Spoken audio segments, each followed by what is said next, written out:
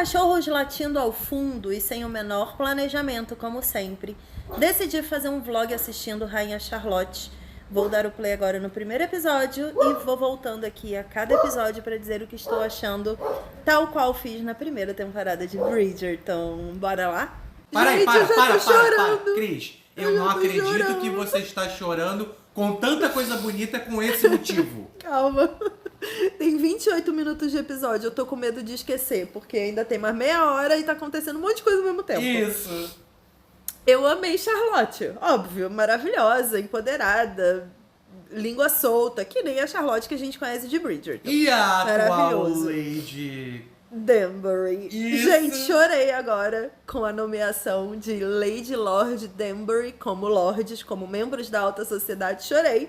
Estou emocionada, mas gritei, chorei e esperneei com algo que aconteceu 1 segundo depois da nomeação deles. O que é? A rainha... Eu tô até eufórica. A rainha virou pro lado e falou: "Olá, Lady and Lord Smite-Smith." Gente, vai ter a série. Eu acredito. Eu estou aqui eufórica. Fiquei chateada porque não vi Lady Lord Smite-Smith, porque não filmaram e eu acho que eles estão fazendo isso que você ainda não terminou de propósito. o episódio. Eu tô muito emocionada, cara. Mas eu amei tudo. O carinha que segue a Charlotte, que eu esqueci o nome dele, é o mesmo de Bridgerton. Tô amando que tem a narração da nossa querida Lady Whistledown. E estou muito animada, tem tipo meia hora da série. E eu já tô aqui, é a melhor série do mundo sim, quem fala o contrário não é meu amigo. E indo contra todas as novelas da Globo, o primeiro episódio é sobre o casamento. É sobre o casamento. Não é o último. Gente, eu tô amando essa série tanto, mas tanto. Depois eu volto. Deixa eu terminar esse primeiro episódio, mas eu já tô assim, vai ter série de Smite-Smith? Vai ter sim! Terminei agora o primeiro episódio. Tem 1 hora de duração, né? Grande, mais de 1 hora. Um pouquinho mais de 1 hora. Bem grandinho. E eu amei tudo. Eu não tenho absolutamente nada para reclamar dessa série. Ela é maravilhosa, a narrativa é perfeita. Shonda nunca errou, só com Grey's Anatomy. De resto, tá tudo certo, tô amando. E eu vi uma galera lá no Coletivo Leituras, no grupo da gente do WhatsApp, falando do tipo, tomara que a 3ª temporada de Bridgerton seja assim. Eu já estou rindo, porque eu acho que Shonda tem mais liberdade poética e narrativa pra brincar com as coisas quando não é baseado em livro. A gente sabe que esse projeto ele foi encomendado, então ele é comercialmente encomendado tanto pra Julia Quinn quanto, obviamente, pra toda a equipe da Shonda. Então, não espere 3ª temporada de Bridgerton assim, tá? Quem tá dando o tom dessa história são os personagens, eles que são todos maravilhosos. O resto é o mesmo cenáriozinho de Bridgerton. Então, estou animada, vou pro 2º episódio. Bom, terminei agora o 2º episódio de Rainha Charlotte e, cara, que drama, né? É uma história muito dramática, é muito visceral, tem umas conversas que são super atuais ainda sobre pertencimento, a emoção do Lord Danbury. Eu tô adorando a gangorra que é eu amo o rei, eu odeio o rei. Eu amo o rei, eu odeio o rei. Então, mas agora deu pra entender no final desse 2º episódio que ele não odeia Charlotte. Eu achei que ele fosse gay, ele não é gay. Ele poderia ser bissexual. Inclusive pode ainda ser, nunca se sabe. Podemos descobrir isso ainda. O valete dele falou que ele só gosta de mulheres. Só gosta de mulheres, então tá bom. Então ele não é gay. Porque eu achei que ele tivesse, que a gente fosse ver o drama dele de ter que casar com uma mulher, sendo obrigado e não querendo, mas não foi por esse caminho, foi por outro caminho, que é o caminho dele escondendo já a doença dele. E eu achei isso muito legal, porque assim, as idades não são tão distantes de Bridgerton, né? Tipo, passa-se alguns anos, a Lady Danbury é mais velha do que a Charlotte. A Charlotte tem 17 anos. Isso. E claramente no futuro a rainha é mais nova do que Lady Danbury e a própria... Não, acho que ela tem mais ou menos a mesma idade da Violet Bridgerton, né? Mas citou de novo Smite-Smith nesse 2º episódio. Sim. Então acho que vem muito aí, sim. Nessa série, será? Não, nessa série não. Eles podem aparecer. Tipo, a galera. A matriarca e a patriarca. Mas... Não, pode aparecer a matriarca e patriarca de Bridgerton.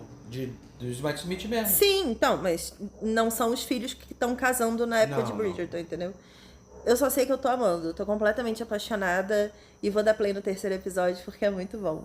Muito, muito bom. Queria só fazer um adendo aqui de que eu assisti agora editando o vídeo do segundo episódio e aí eu fiquei pensando, alguém pode interpretar que eu não ia gostar se ele fosse gay só pelo fato dele ser gay. E não é sobre isso o meu comentário. Claro que eu falei ali muito sem sentido, porque eu tava na emoção do momento, querendo ver logo o episódio. Mas a ideia é a seguinte. Eu, em Bridgerton, acreditava que Charlotte e George eram apaixonados um pelo outro. Como romanticamente mesmo. Apaixonados, homem e mulher. E aí eu fiquei pensando, caraca, então será que, tipo, ele não gosta dela real, assim? E isso foi algo que, tipo, foi solidariedade por ela cuidar dele, por conta da doença e tudo mais. Foi isso que eu imaginei, logo de cara, quando ele simplesmente não queria ficar perto dela. E aí depois eu vi que não era isso, né? E ainda mais quando mostrou, do tipo, a mão do rei e a mão da rainha se pegando e tendo um relacionamento. E a própria mão da rainha teve a mesma desconfiança. Então é canon. Aqui nesse momento da minha vida, essa desconfiança que eu tive, que ele realmente poderia ser gay e pegar a mão do rei. Mas no fim das contas não era, e era sobre saúde mental mesmo o foco, porque, cara, qualquer coisa que acontecesse nessa série eu aceitaria, menos o amor deles não ser verdadeiro. Isso ia me decepcionar muito, mas ainda bem que não é sobre isso. Então continue assistindo o vlog. Vamos terminar o terceiro episódio, e esse é aquele momento da maratona que eu não quero conversar, eu quero só continuar. Mas eu achei muito legal que tem várias coisas do passado da Violet que estão entrando na história. E isso sendo super canon e conversando muito com todas as sagas. E amei o primeiro baile da Danbury. E ela continua fazendo o primeiro baile, né, em Bridgerton. Então ela é a pessoa que abre a temporada. Achei incrível como que ela e a Violet se aproximaram já na vida mais adulta, né, em Bridgerton mesmo. É impressionante como que essa história é bem escrita, como que ela é bem feita, só que eu acho que por conta da amizade da Violet com a Danbury e com a rainha, eu imagino que essa série deveria ter saído entre a primeira e a segunda temporada. Fun fact, já terminei a série e continuo concordando com isso. Eu acho que essa série teria mais força se tivesse sido entre a primeira e a segunda temporada. Eu acho que teria dado mais força pra Danbury da segunda temporada, e pra toda a história mesmo do Anthony com a Kate, tudo que acontece no palácio, as aproximações da Danbury com a Violet e a Charlotte no palácio, eu acho que deveria ter sido entre as duas. Mas tudo bem, agora eu vou assistir o quarto episódio.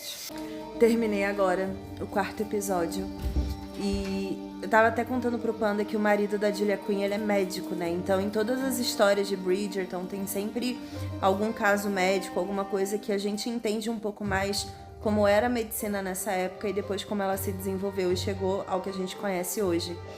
E eu achei muito precioso colocar todo um episódio dedicado a explicar, mostrar a cronologia, pra gente ressignificar determinadas atitudes dele, mesmo que a gente soubesse como ele era na velhice por conta de Bridgerton, ainda assim a gente não sabia a causa, o desenvolvimento, nada disso. Então eu achei isso muito legal, até porque a gente sabe que saúde mental é uma das questões que mais sofre preconceito hoje em dia, né?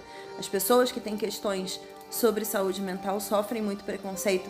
Às vezes não conseguem um lugar, tipo, num grupinho social, na escola, no trabalho, na vida, em momento nenhum. Então eu achei muito legal, achei muito delicado, muito precioso. E a série continua exemplar e perfeita. Agora eu vou pro quinto episódio. Terminei agora o episódio 5 e depois eu vou fazer um vídeo sobre cronologia, linkando essa série com os livros e Bridgerton.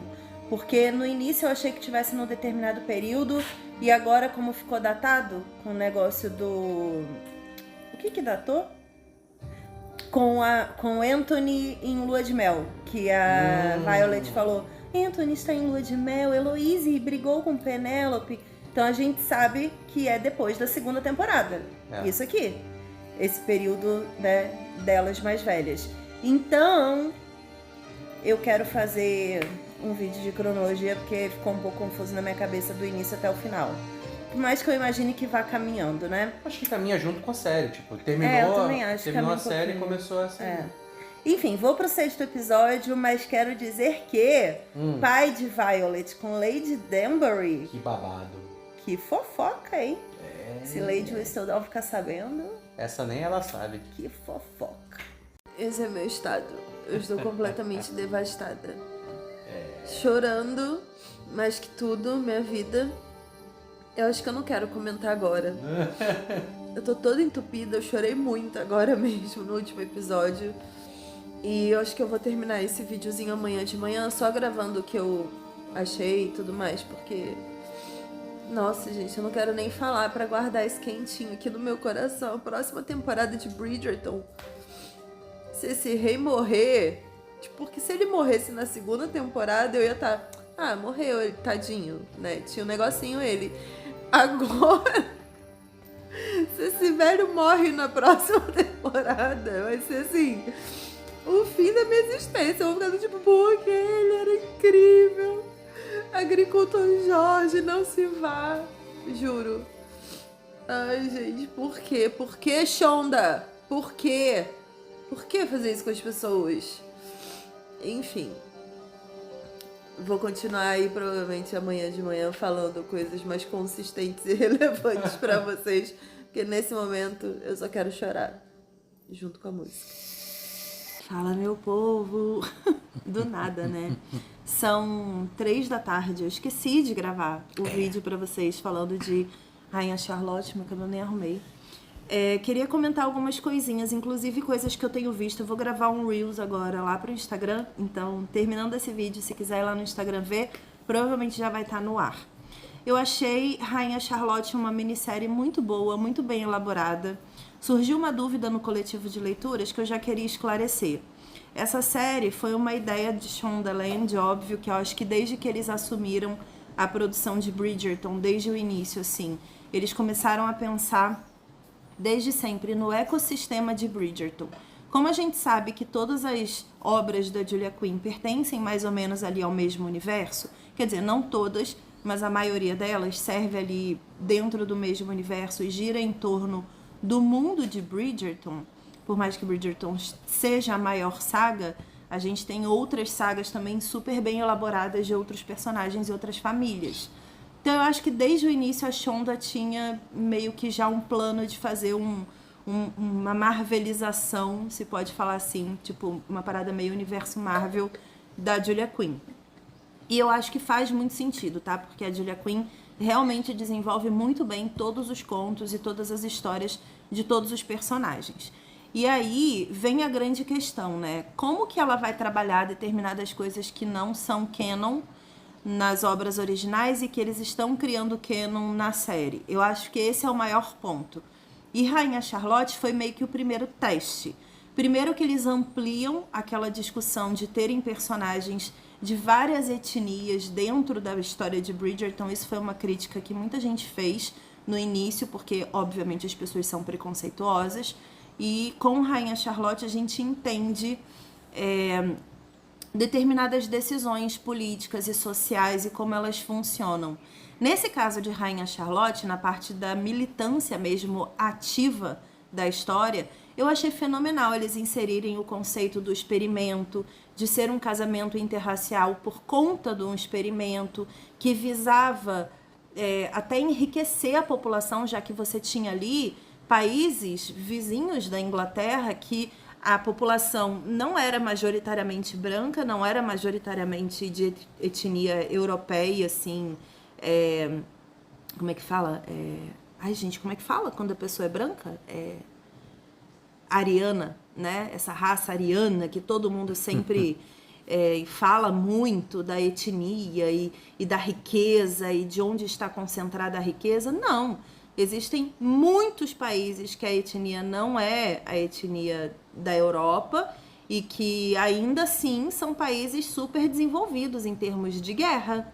E isso foi trabalhado muito na história, por exemplo, da nossa querida Lady Danbury, que ela vem de um país de pessoas guerreiras, né? É um país em que tem ali uma realeza, todos são guerreiros, então existe uma força cultural no país dela que foi muito mencionada na série. A própria origem da Rainha Charlotte de ser um lugar distante, que vive outros conceitos e outros tipos de cultura e que tem uma família que está também na realeza ali e que tem um pulso muito firme político e administrativo, já que os pais dela morreram e quem administra tudo é o irmão. A própria atitude dela de não baixar a cabeça, de não levar em consideração, e isso eu achei muito legal. Como no início da série mostra que na Inglaterra existe esse preconceito, né, esse racismo instaurado ali na sociedade por conta dos brancos e dos negros não se misturarem, quando a Rainha Charlotte chega na Inglaterra, por exemplo, para o casamento, ela não percebe. Ela não percebe o impacto que é a chegada dela, por que tem pessoas negras dentro do casamento. Ela não nota uma diferença social e cultural nisso, na presença dela, porque para ela não é uma questão. De onde ela vem não é uma questão. Então, a Lady Danbury, ela tem muito essa força de mostrar para ela do tipo, olha, eu vim de um lugar também que é muito isso, muito aquilo, mas aqui a sociedade age desse jeito e existe sim uma camada social que sofre preconceito e você tem a responsabilidade de mudar isso.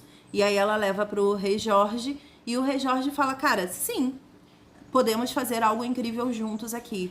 Então, essa comunicação é muito legal dentro da série e muito bem trabalhada também para mostrar como que as mudanças impactam de cima para baixo. Eu adorei uma das falas, na verdade, um dos meus momentos favoritos da série é quando a mãe do Rei Jorge, né, a princesa viúva, rainha viúva, não sei, que é a Catelyn Stark, que ela fala assim... Princesa viúva. Princesa viúva. Ela fala pro conselho, né, pro parlamento. Ela fala assim, olha, até onde eu sei, se nós, né, se a família real não disser que algo é errado, algo não é errado, certo? Uhum. E aí eles falam, certo? Aí ela falou, então pronto. Se a gente não disser que isso aqui é um problema, é um crime, é algo que precisa ser melhorado, ninguém vai pensar nisso. Todo mundo vai falar, bom, se a família real não reclamou, então tá certo, então tá tudo bem. E aí mostra como que o sistema é feito, né? Que o sistema não é baseado... E é aquilo que todo mundo sempre fala, né? A gente não nasce preconceituoso. A gente aprende o preconceito ao longo da vida de acordo com a nossa vida.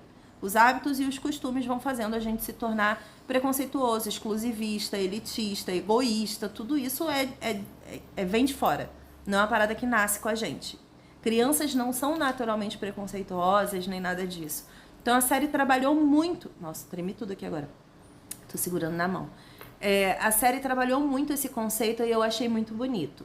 Outra coisa, acho que foi um grande teste da própria Shondaland, né, da produtora da Shonda, com a Julia Quinn e a Netflix, porque numa entrevista que eu vi até, que saiu essa semana, né, das várias entrevistas que o elenco fez, a Shonda respondeu uma pergunta de uma jornalista, que ela falou assim, e a gente pode esperar outros spin-offs do universo de Bridgerton vindo por aí?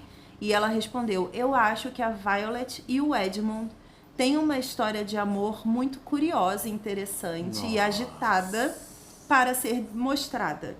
E aí, nesse spin-off da Rainha Charlotte, eles mostraram a Violet falando muito do Edmund e da rotina deles como casal desde sempre. Mostrou a infância da Violet, pelo menos um pouquinho. O primeiro baile dela. O primeiro baile, mostrou o pai e a mãe, como eles eram diferentes um do outro e como ela tem muito a energia do pai dela de viver e ela passa isso para os filhos. O jeito que ela lida com os filhos, inclusive uma das minhas cenas favoritas dos livros de Bridgerton, é logo no começo do Duque e Eu, que é o livro da Daphne e do Duque, né, que é o Simon, que eles viajam. Eles vão para uma ilha próxima dali de Londres, é uma viagem curta de barco e a Daphne diz que eles fazem isso sempre, que a mãe dela sempre que pode, tipo, o pai já morreu há muitos anos, que a mãe sempre que pode leva eles para passear, para viajar, porque a série deu a entender que a Violet é uma personagem muito caseira e muito maternal e que ela não é aventureira, né? E aí a gente tem destaques como Francesca, por exemplo, que é uma filha que gosta muito de viajar e conhecer lugares. O Colin, que viajou pelo mundo inteiro e escreveu os livros dele baseado nessas aventuras. A gente tem o Anthony, que é uma pessoa super livre e que não quer se prender a nada nem a ninguém. A Heloise, que enxerga o mundo como se não tivesse limite algum para ela ser quem ela quer ser.